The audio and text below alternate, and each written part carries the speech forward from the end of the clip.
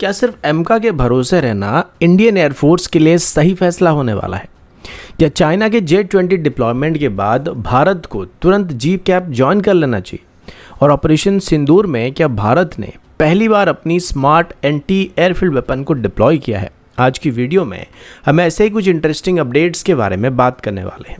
नमस्कार दोस्तों, मेरा नाम है अंशुमन नायक और आप सभी का बहुत बहुत स्वागत है इंडियन डिफेंस न्यूज की डिफेंस टॉक सीरीज में। तो चलिए देर न करते हुए आज की वीडियो शुरू करते हैं।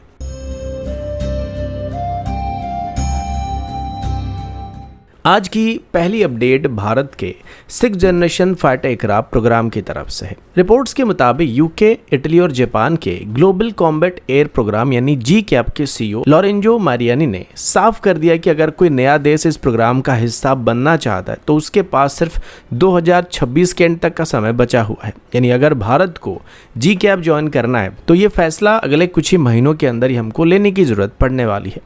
जैसे कि आप सभी को शायद ये बात पता होगा कि हमारी मिनिस्ट्री ऑफ डिफेंस की तरफ से पहले ही पार्लियामेंट्री की स्टैंडिंग कमेटी को ये बात बता दिया गया था कि भारत यूरोप के 2 6th जनरेशन फाइटर प्रोग्राम्स में किसी एक के साथ कोलैबोरेशन करने के बारे में सोच रहा है। एक तरफ यूके, इटली और जापान का जी-कैप प्रोग्राम था तो दूसरी तरफ फ्रांस, जर्मनी और स्पेन का FCS प्रोग्राम था। लेकिन अभी FCS प्रोग्राम डसॉल्ट और एयरबस के बीच वर्कशेयर डिस्प्यूट की वजह से कोलैप्स कर गया है।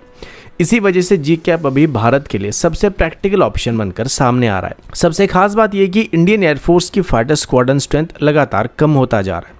हमारी ऑथोराइज स्ट्रेंथ 42 स्क्वाड्रन के आसपास है, लेकिन ऑपरेशनल स्क्वाड्रन अभी हमारे पास लगभग 29 के आसपास बचा हुआ है। दूसरी तरफ चाइना 300 के आसपास J-20 स्टेल्थ फाइटर को डिप्लॉय कर चुका है और J-35 को भी अभी सर्विस में शामिल करने की कोशिश कर रहा है। ऐसे में सिर्फ इंडिजिनस प्रोग्राम पर ही निर्भर रहना हमारी फ्यूचर कैपेबिलिटी गैप को और भी ज़्यादा बढ़ाने वाला है।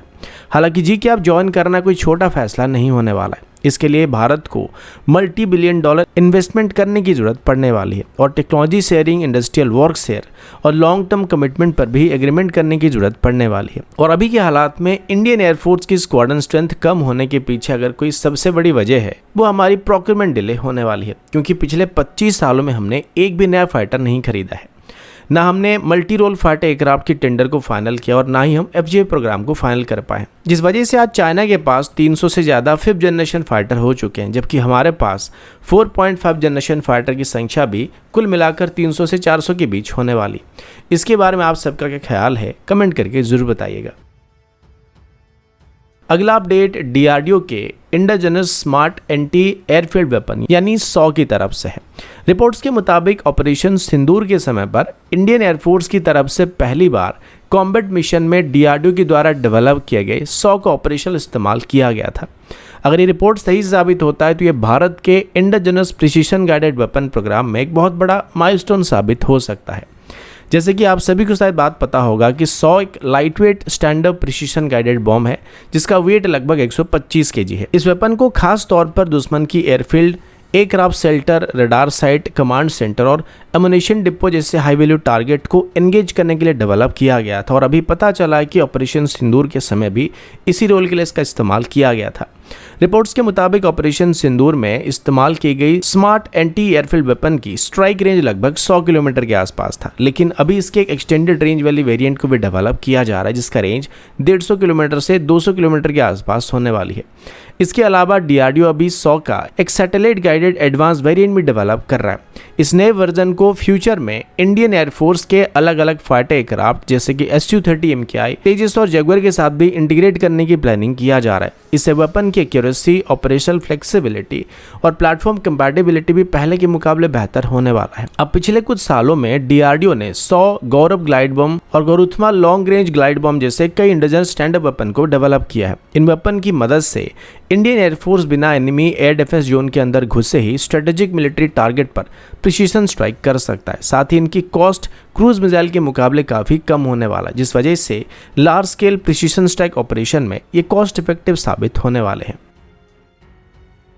अगला अपडेट भारत के इंडिजिनस लॉइटरिंग म्यूनिशन प्रोग्राम की तरफ से है। इंडियन एयरफोर्स की तरफ से अभी दिल्ली बेस्ड वेदर एरोनॉटिक्स से सूर्यशास्त्र मार्क 1 लॉइटरिंग मुनिशन के एक नए लॉन्ग रेंज वेरिएंट को खरीदने का फैसला किया गया है। इस नए वर्जन की सबसे बड़ी खास बात यह कि इसकी स्ट्राइक रेंज अभी पहले के 150 किलोमीटर रेंज से बढ़कर लगभग 300 किलोमीटर के आसपास होने वाली है। इस ऑर्डर की टोटल वैल्यू लगभग 300 करोड़ के आसपास होने वाली है और ये कॉन्ट्रैक्ट साल 2026 की शुरुआत में साइन किया गया है।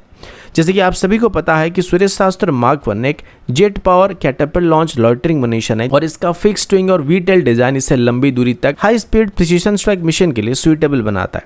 सबसे एक खास बात यह कि ये सिस्टम जीपीएस डिनार्ड एनवायरनमेंट के अंदर भी आराम से ऑपरेट कर सकता है, यानी अगर एनिमी इलेक्ट्रॉनिक वॉरफेयर का इस्तेमाल करता है या जीपीएस स्पूफिंग का इस्तेमाल करता है तब भी अपने टारगेट तक पहुंचने की कैपेबिलिटी रखने वाला है।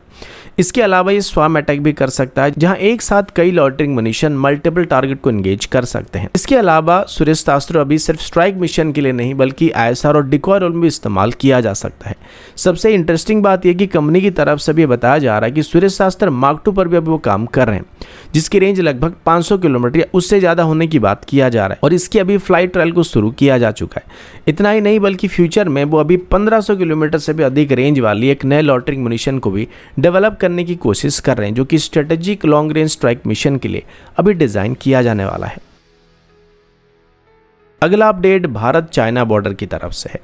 रिपोर्ट्स के मुताबिक कमर्शियल सैटेलाइट इमेज में पहली बार ये देखा गया कि चाइना ने लाइन ऑफ एक्चुअल कंट्रोल के पास अपने कम से कम 11 J-20 mighty dragon 5th generation stealth fighter को डिप्लॉय कर दिया है। यह डिप्लॉयमेंट जून के आखिरी और जुलाई 2026 के बीच रिकॉर्ड किया गया था और इसे लाइन ऑफ एक्चुअल कंट्रोल के पास अब तक का सबसे बड़ा फॉरवर्ड डिप्लॉयमेंट माना जा रहा है। जैसे कि आप सभी को शायद ये बात पता होगा कि चाइना ने इन J-20 फाइटर्स को 2 स्ट्रेटेजिक एयरबेस पर डिप्लॉय किया है। एक उनका हुटान एयरबेस है जो कि दौलत बेग ओल्डी से लगभग 245 किलोमीटर दूर है और लेह से करीब 390 किलोमीटर की दूरी पर मौजूद है। वहां चाइना की तरफ से 7 J-20 फाइटर को डिप्लॉय किया गया है। वहीं दामसुंग एयरबेस जो कि अरुणाचल प्रदेश के तवांग सेक्टर से लगभग 344 किलोमीटर की दूरी पर मौजूद है, वहां पर चाइना की तरफ से 4 J-20 को डिप्लॉय किया गया है। इस डिप्लॉयमेंट से चाइना ने नॉर्दर्न लद्दाख और ईस्टर्न सेक्टर दोनों तरफ अपनी स्टेल्थ एयर पावर को मजबूत कर दिया है। हालांकि अभी तक चाइना बड़ी मात्रा में J-20 को भारत से लगे एयरवेस में डिप्लॉय नहीं कर रहा है, लेकिन इनका यहाँ पर डिप्लॉय होना यह साबित करता है कि इन एयरवेस को अभी J-20 को डिप्लॉय करने के लिए तैयार किया जा चुका है। इसके अलावा अभी चाइना के पास लगभग 300 से ज़्यादा J-20 मौजूद हैं, तो ज़रूरत पड़ने पर चाइना तुरंत इनको यहाँ पर डिप्लॉय कर सकता है। लेकिन J-20 का इंडियन बॉर्डर के करीब मौजूद होना भारत के लिए एक संकेत ज़रूर होने वाला कि फ्यूचर कॉन्फ्लिक्ट में चाइना इनका इस्तेमाल भारत के खिलाफ कर सकता है। डिफेंस एक्सपर्ट्स का मानना है कि ये सिर्फ एक टेम्पररी डिप्लॉयमेंट या पॉलिटिकल सिग्नलिंग नहीं होने वाला है, बल्कि पीपल लिबरेशन आर्मी एयरफोर्स अभी हाई एल्टीट्यूड तिब्बतियन प्लेट्यू में या सिंजियान सेक्टर में रेगुलर बेसिस पर 5th जनरेशन फाइटर ऑपरेशन को नॉर्मल करने की कोशिश कर रहा है। इसका मतलब फ्यूचर में रिस्पॉन्स टाइम और ऑपरेशनल प्रेशर दोनों भारत के ऊपर बढ़ सकते हैं। दूसरी तरफ इंडियन एयरफोर्स के पास अभी बी रफाल और Su-30 जैसे 4.5 जनरेशन एयरक्राफ्ट मौजूद हैं, जो कि प्रैक्टिकली J-20 के साथ हेड ऑन एंगेज नहीं हो सकते हैं, जबकि इंडिजिनस M का अभी डेवलपमेंट फेज में, जिसको तैयार होने में 10 साल और लगने वाले हैं। इसी वजह से भारत के लिए काउंटर स्टेल्थ रडार और इंटीग्रेटेड एयर डिफेंस सिस्टम काफ़ी ज़रूरी बनते जा रहे हैं। कुल मिलाकर चाइना का ये latest J-20 deployment line of actual control पर बदलते एयर पावर बैलेंस की तरफ इशारा करता है। हालांकि सैटेलाइट इमेज किसी इमीडिएट मिलिट्री एक्शन की पुष्टि नहीं करता है, लेकिन ये साफ दिखाता है कि फ्यूचर में भारत को अपनी 5th जनरेशन और काउंटर स्टेल्थ कैपेबिलिटी को और तेज़ी से डेवलप करने की ज़रूरत पड़ने वाली है। तो दोस्तों, अभी के लिए इतना ही। मिलता हूँ आपसे अगले वीडियो में, तब तक के लिए जय हिंद, वंदे मातरम।